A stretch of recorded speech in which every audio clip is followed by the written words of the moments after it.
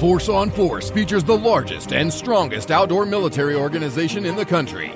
These are the men and women who make it possible to enjoy the freedom to hunt and fish. It is with great pride that we bring you Force on Force podcast, coming to you from the Force on Force Talk. Hey, welcome to the Force on Force podcast. We're here having a great year with this new venture and what we're doing in Army bass, buck, hog, duck, and redfish. We start every show in the Tactical Operations Center, so our podcast starts in the Tactical Operations. So we're here in the Force on Force Talk. We're back home after being on the road for a couple of weeks. We had the Skeeter's Owners Tournament, the Patriot Sporting Challenge, a lot of fun, cool things going on. Had a real good time. It was really fun time at the Patriot Sporting Challenge, but really enjoyed the Skeeter's Owners Tournament after that and got to bring back a really cool event with a vendor's dinner, something we hadn't seen in a long time. And we saw a lot of people. It's really a big family event for us. And so this week we're back and going to talk our new TV show, Army Hog Hunters. And we got the host, Tim Green, with us this week, and Patrick Appling at Range NCOIC. And then we're going to bring someone who's behind the scene of all our shows because he does so many things in the outdoor industry, deep forward projection, Jared Eversole. And we just thought it'd be cool because he's going to talk about from a very unique perspective how this new TV show, ArmyHogHunters Force on Force. So welcome, guys. How you guys doing? Rocking and rolling, man. Doing good. Awesome. Glad you finally had me on here. Jared and I were talking about this, and he goes, I've been waiting for you to have me on here, and I thought this was kind of a fitting time when we talk about the new TV show, to bring him from his perspective. Jared, it does so much work with us from our website to everything we do, even our Fishing for Freedom stuff, to all our different perspectives in the outdoor industry. So I think it's really cool. He's got a very unique thing because, we worked on this Army Hog Hunter things for probably 2 years, and Jared and I and Tim, we kind of talked about how we were going to kind of develop it and what we kind of saw in the outdoor industry and what we kind of thought. I know Jared and I, you and I talked extensively to get a little tease, but the thermal drone was a conversation that we had a lot of discussion about, probably over about, almost a year, about where we were going back and forth on that. And I think that's kind of the perspective that we kind of want to share and how this is going to kind of unfold. So they kind of want to talk about it. So I'll let Tim kind of, Tim's the host. So kind of set up, this show is going to air starting July 3rd, the first episode. And it's going to be something like we have never seen. So kind of talk about, Tim, your role in this as a host. And then I want to kind of let Jared talk about, how some of his stuff and go from there. So go ahead, Tim. Yeah. So when we were working on the concept for this thing, Sean said, Tim, it's your ball. Just sketch it out. Let us all look at it and let's put something special together, and then, the challenges of this one logistically and everything else was we weren't on, a high fence ranch with a huge staff. The build up to this thing had to be right. It didn't make any sense for us to be out there on a great property and we didn't have any hogs. So the build up to it, the prep work, making sure feeders were set, making sure, lanes were drawn, and making sure the property was right was a big thing for me because I was the one who was actually, this is family land that nobody gets on and that I control. So that piece of it was the most important part for me, making sure we had a safe environment with hogs for folks could actually get out and have a great time and it looked good on television. So making sure that was right was my big focus. And then just getting the guys on the ground. And most of these folks had never shot hogs before, aren't really experienced hog hunters, and just teaching them some things, understanding the terrain, techniques and tactics on how to hunt hogs. I mean, me and Patrick were more experienced than anybody else in the group. And so making sure they understood this is how this actually has to go. And then making the shooting competition more realistic. We're not just shooting at paper targets and figuring out who's the best shot. That's kind of irrelevant to us at this point. We wanted action. We wanted them to be out and walk and stalk. We wanted them to be able to, to shoot moving targets, stuff that we hadn't done before in the other shows. And then, get them in a stand, get them out on the ground, walk and stalk, and then calling in air support with the thermal drone and seeing the hogs from that perspective, walking them in on hogs and letting them taking great shots with great equipment, great guns, great suppressors, and great thermal scopes. it was the way to do the show. We will get better every season, but it's we did a phenomenal job, and I'm really proud of what we put together. Yeah, just kind of set it up and backtrack just a minute to kind of set it up for the listeners. This is a show about the war on hogs, which really fits into a military type thing. I mean, we bring every aspect of what we kind of done from our military careers to do this. And I think from owning the night, and that's why it's so keen, just to kind of set it up. I mean, we're hunting hogs at night using thermal drones to bring that edge that we've never done before. And kind of, Jared, talk about, you've produced a lot of TV shows in the industries. This is very unique. It had its own set of challenges, but talk about how such a unique concept when we're kind of developing all this, how that kind of comes all together. Well, like you said in the beginning, it's 2 years in the making, and we're, developing this because there's a lot of moving parts. Not only is it unique in the outdoor space, it's unique to, Army bass anglers in general. I don't know, in my short production career with you guys for the past 4 years, every other show is you lose and you go home. There's no cumulative way staying on the show. And as if you lose that shooting round or lose that fishing round or whatever, you're gone home. So we had to develop a plan, like Tim said, boots on the ground, that we could keep viewers, enticed episode after episode. Because think of it this way, from a production standpoint, you always want to have a beginning, a middle, and an end. But when you have people that are able to stay on the entire week and have every episode and have points, then you have to create something for the viewers to stay tuned to. So that was unique. The other aspect is, like you talked about too, is the thermal drones and shooting, hogs at night. So we had several things. We had the command with the thermal drone. We had a videographer with the, hunters. And so we had to have night vision cameras, thermal cameras from above. We had to have a little bit of everything. And that all has to be synced up later to look like one fluid motion. So unique is the moral of this story. I could talk on and on, but I don't want to give away too much because I see you giving me the evil eye about to give away every we're not detail. We're not going to give away. It's not everybody. I think it's cool because I think behind the scenes, that's what people, this the planning. And I think that's where we really excel from a military, because everybody, even Jared is prior military. I mean, I think that's what works so great. Jared Eversole, deep Marine.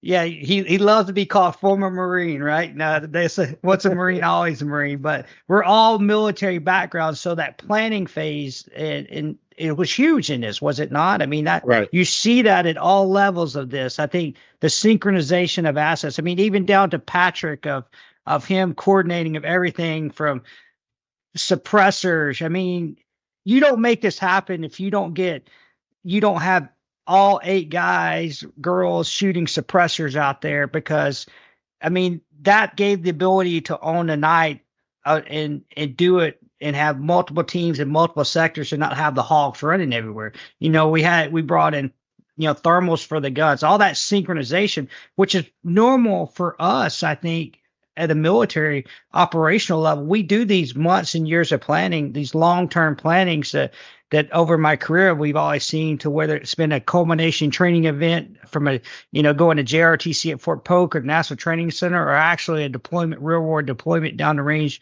where it was Iraq or Afghanistan. All these things kind of sync, and that's what we're doing with this TV show, bringing that 2 years together. So you're not giving away too much, I don't think, on that. I think it's just kind of to peel the onion back to see what people see on TV. They have no idea the work that goes on behind the scenes of the camera, because it wasn't just us showing up, Jared. We did some testing of all this, just like anything else out there. We tested prior to shooting the buck show. We took some time to that and did some testing with the thermal drone and said, I think this might be how we worked on it. And so that was, that played into it. And so there was a lot of discussion back and forth how we're going to make that happen. I think that's kind of key. I think it was fun to see Patrick out of his element. I've seen Patrick, me and him know each other for many, many years, I think since 2012. And he's always been on the show as a participant. But this time, you know, he was front and center, and he got a little taste of what happens when nope, do it again, take two, take three. I don't know how many takes we got, but there's a lot of things involved, or a lot of cutting. Yeah, Patrick, kind of talk about from your perspective how it was different this show around doing all the planning and just kind of that piece, how that kind of changed and how that was the whole deal from you. So I think we may have lost Patrick. He's speechless. He's speechless. He's hung up. Did he quit? I don't know. I think he's having a little bit of technical difficulties on all that. But no. But I will say, Sean, yeah. I was lucky enough to be on the ground when you were testing the drone at the Buck show, and was amazed by the technology. You know, a week later, me and my partner actually had one, and we were out practicing with it, putting it up in the sky. And then, you know, of course, before everybody got to the ranch, we were there 3 days prior. We counted hogs. I mean, we found 100 hogs in the first 10 minutes. And so having hogs, I knew that we'd be successful there, and the rest of it would just come together as soon as we got on the ground. And it's not just a thermal drone, but you and I, Tim, found out there's all the stuff you got to go through the state of Texas to be able to do that from legally to do that. You got to get these things that you kind of do, and so that's, you know, there's an actual certificate that you got to get through the state of Texas, and we went through all those hoops and everything to make it so we could do this and make it for the show. And so I think that was a learning experience in itself, you know, and that's very similar to what it was. I think the biggest thing for us, Jared, I told you, I said, you know, Tim's doing all this planning, and he was working on all the scenarios and everything else, and then you and I are kind of talking behind the scene. And I told you, I said, what I want to take is what I've done downrange and what you can do from telling a story and be able to tell what we do downrange in a story. And I think that's what we're kind of going to do from this perspective. I mean, there's things that we're going to bring into that very similar to things that we've all seen happen downrange as part of this. I mean, just from drone availability, air assets, not everybody has access to air all the time, to weather, all these things that play into real world scenarios that kind of make it a huge deal. And I think that was kind of key. I think that was important. I think we, you know, kind of cool deal from that perspective. I think we couldn't have planned that part any better. I know from that perspective. I know we were kind of not sure how the actual competition piece was going to play in sometimes to how the hunting was, but I think that it was we talk about this from a military. You have the main effort, and then you have shaping operations, and those shaping operations were grading, adding to the main effort, which was the hunting. I mean, it was about hogs on the ground. I remember, we're not to share too much, but you said, we're counting dead hogs and dead hogs only, you know, and that is key part of all this. And I think going after that and how important that was to be able to shape how we do. We throw a lot of twists and turns as part of this. I think that was kind of key from that perspective. But I think how, you know, you, even from this perspective, I think, Jared, from a production, I think we've seen from a hog hunting perspective, we've seen people hunt from helicopters. We'll see people just do straight night hunts, but to bring the drone in, I don't think there's anything out there right now that's kind of focused around that we're kind of seeing. It's such a new technology out there. Yeah, I don't want to say that it doesn't exist, but it's not on the mainstream, you know, main platforms that I've seen. You know, you do have to, I guess, jump through hoops. You have to get the paperwork in order and everything else, even though they want the hogs gone as bad as you do. So as long as you get everything in order, you're going to be golden. Right. I think, yeah, we got Patrick back. You back on now, man? Man, it's storming down here in South Texas, so I lost the connection there for a second. Had to redo everything. That's okay. We wanted to ask you about like your role in all this. You're the first time to do from transitioning from being a competitor to not just being on a show, but man, you were pivotal to planning to bring this in. I mean, from every key components, how did that kind of change? How stressful was that, and how important to that aspect? How to bring from the suppressors to the thermals to all that stuff, and how that all kind of worked out. Sean, I mean, like you said, we was planning it for 2 years and trying to get people on board and seeing what optics we wanted and how we was going to run everything. And, like just, me and you went to the SHOT Show talking to people and seeing who could be the best fit and everything. And, two great companies came there at the last minute. And one of them was just, like us, what we do, with our organization going out. And I just happened to be at a range there in Austin. And one of the silencer companies came up and talked, and they came through for us. And we was able to put that final piece together. And with networking with them and talking, Thermal Company was right there too. And we were able to get the optics and the thermals that we needed for the competitors on the show. A little stressful. I'd much rather been probably competing there for a while, getting everything in and everybody, the moving part, the manager position of it, having the competitors be at the right place, right time, right uniform and everything. A lot different. I'd rather, been competing, and then my heart and mind was in it, seeing everybody shooting them up and everything else. And man, it was kind of missed it a little bit, saying that I could have done this and done that, but it was fun. Me and Tim worked well together. Learning event. It's the first season and everything. Like, Tim said, going forward, taking lessons learned and making the show better. I mean, we got a good quality product. It's going to be aired out there in July. First of its kind, using, the tactics we learned downrange and being in the military, those thermals, calling the thermal in, and then logistics, working with the Texas Department of Fish and Game, getting the license in to use those. It was a great tool to have, on the war on. Oh my goodness. Couldn't ask for anything better. The amount of hogs you had out there, it was unbelievable.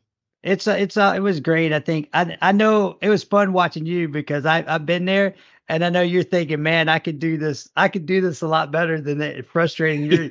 You were yeah. Especially when we're sitting back there in the talk and we're flying the drone, and we can see what's going on. Yeah. And we're like, man, we could kill way more hogs than they could.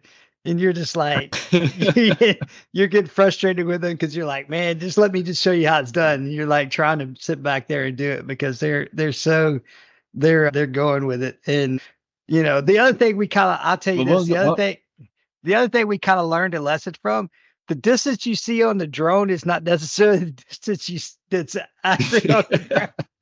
I think there's one point Patrick's trying to walk Randy in. Yeah, he's like, it's 80 feet in front of you. I'm like, no, that's probably only like 25 or 80 yards in front of you. And I'm like, no, it's probably like 25 yards in front of me. So you got to kind of figure that out from a perspective, what you're seeing on the drone, to tell him on the ground. I think the only thing that we could have possibly done better from that is we would have loved to have had radio communications with the teams on the ground. I mean, we just used phones to kind of make that happen. I mean, it would have really been able to drive that even home bigger. I mean, it was just a kind of a cool perspective. I mean, we've even got Tim. We even did a little bit of hog trapping as part of this. I mean, that's going to play factors in that. And so, you got everything from shooting them to trapping them to everything. One of our new partners, Hawk Optics, played a key role in the show, so it was kind of good to have them on. They were key pivotal piece of the shooting competition out there to kind of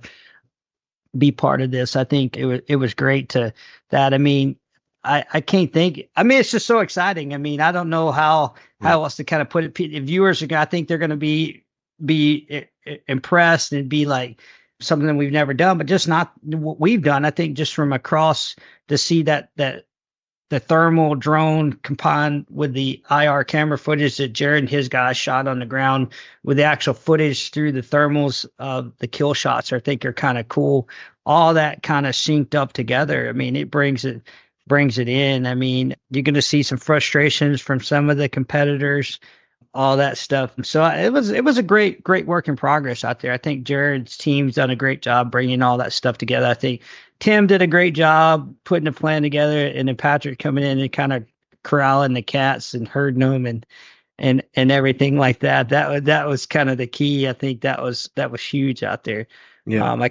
I can't necessarily say enough about the whole team, and it's going to be kind of a huge deal. I mean, you'll see if you go to our website, you can kind of see the teaser that Jared and his team kind of put together for the show on forceonforcetv.com. They've got a great teaser that his team put out there.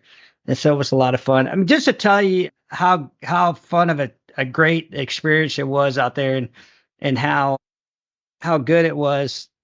Patrick and I actually went out the night after everybody, hunted, and we shot a ton of hogs out there at night. Of course, there he is. We're just talking about like the night, how you and I talking about you and I going out after we got through filming. And like just to prove that if he partnered up, we would have won the whole thing. We would have won the whole thing because we just we gonna go out there and we tried to get Jared to stay and go with us that night, man. And I think Patrick and I killed more in one setting than everybody else did out there that night. What we got? 12, 14? I think we got 14, didn't we? Yeah, but the best one has to be the. Oh, you want me to talk about the shot, don't you? You want me to talk about the shot? I mean, somebody can shoot, can he not? I don't. All right. So Sean, there's certain egos on our with our program and our show. Sean's right there with mine and everything. But I got to give credit where credit's due. I've probably seen one of the best shots I've ever seen, and I hate saying it. Sean shot it. So we had this hog. We went down there by the Tim down there by the bridge, and some hogs were coming up on the lane right there on that road. So I told Sean, I was like, "Hey, let's ease down here by this fence post, and we'll get parallel to them and just light them up." Well, one of the hogs popped over this little berm and caught our scent and everything, and then took off. And then we just started lighting them up right there in that little field. Well, there was one that was running straight in front of us, and through the thermal, I mean, he was already across the marshy area into that little island out there. So looking at it, it's about 250 yards. Now Sean took a shot with a 300 blackout through a thermal and dropped this hog, lobbed it in there. On the run. On the run. And it wasn't a big hog. It was 60 pounder, so he didn't have a big profile in that thermal, no nothing. But just thinking about it, 300 blackout, he had to lob it in there. At 250 yards, he's shooting 6-8 inches above that hog, and then hit that joker on the run. I mean, I'm gonna chalk it out to luck because I know Sean ain't that good with the gun, and with the bow, okay, but he ain't that good with the gun. But drop this thing in his tracks. I just cleared my gun and walked back to the side by sides. I'm done. That was. It was probably one of the best. I just want to know. I don't want to know how much he paid you to say that.